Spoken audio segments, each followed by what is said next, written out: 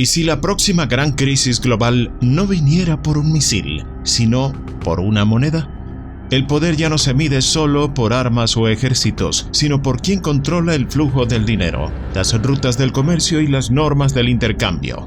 Estados Unidos aún domina el sistema, pero nuevos bloques reconfiguran las reglas: yuanes, sanciones, reservas o aislamiento.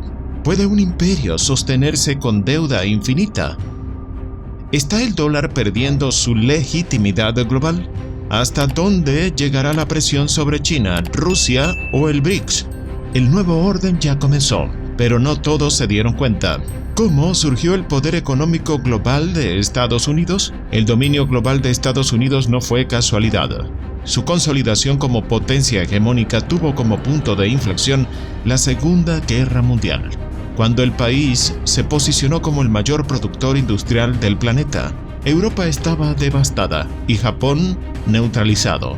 En ese vacío geopolítico, Washington no solo ofreció reconstrucción, sino que impuso las condiciones del nuevo orden.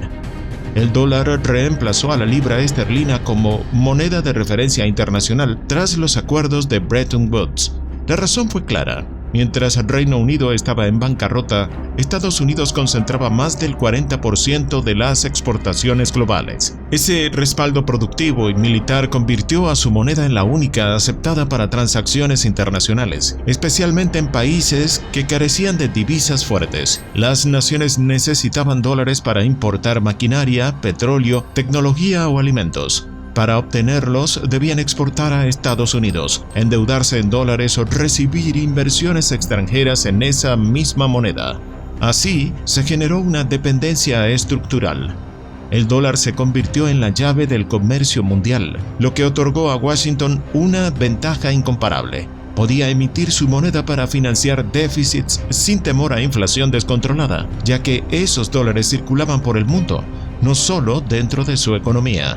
La suspensión de la convertibilidad del dólar en oro en 1971 por parte del presidente Nixon consolidó esta hegemonía financiera. A partir de entonces, Estados Unidos imprimía dinero sin respaldo físico, exportando inflación al resto del planeta. Esta capacidad de financiar guerras, programas militares y consumo masivo a través de emisión monetaria sin colapso interno fue un privilegio único. Ningún otro país tenía esa válvula de escape.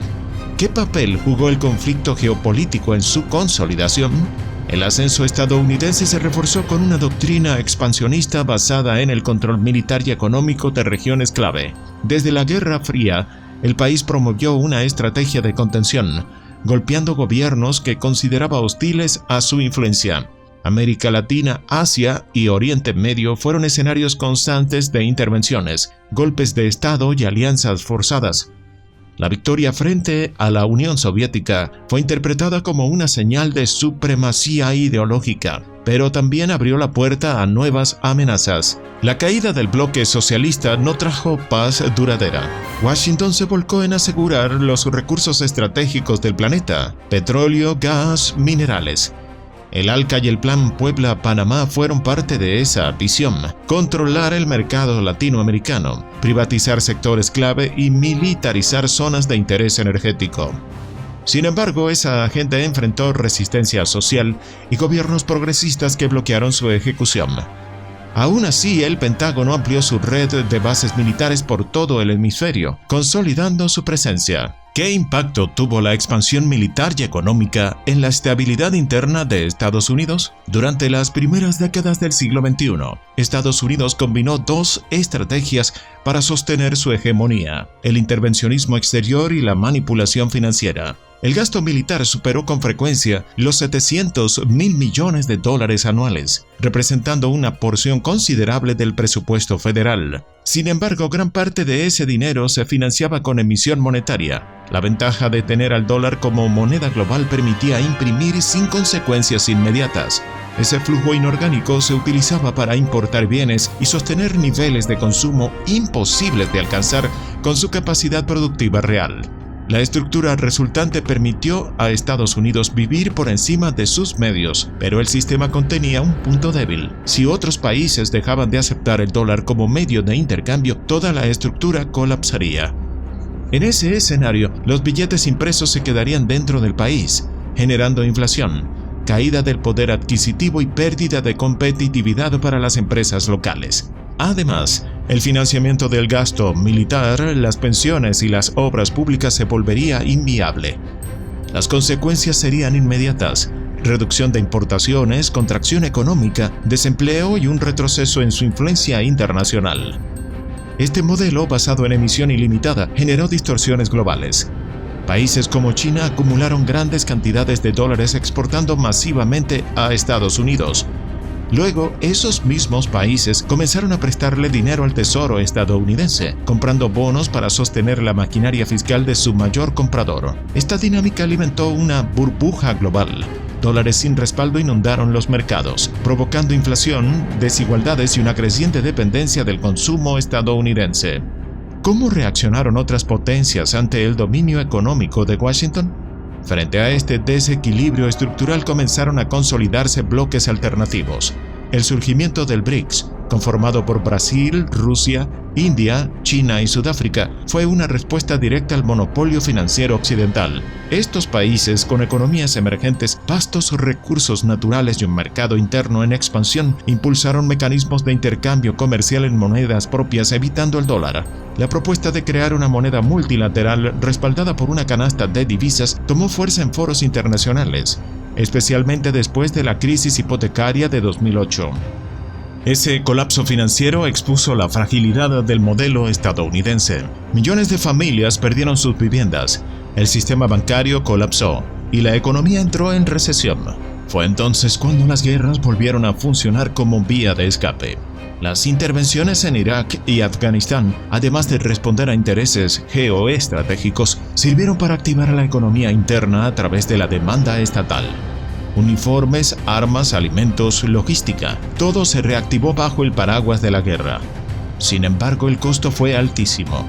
Las operaciones prolongadas desgastaron la imagen del país, provocaron resistencias en el exterior y no lograron los objetivos estratégicos de control regional.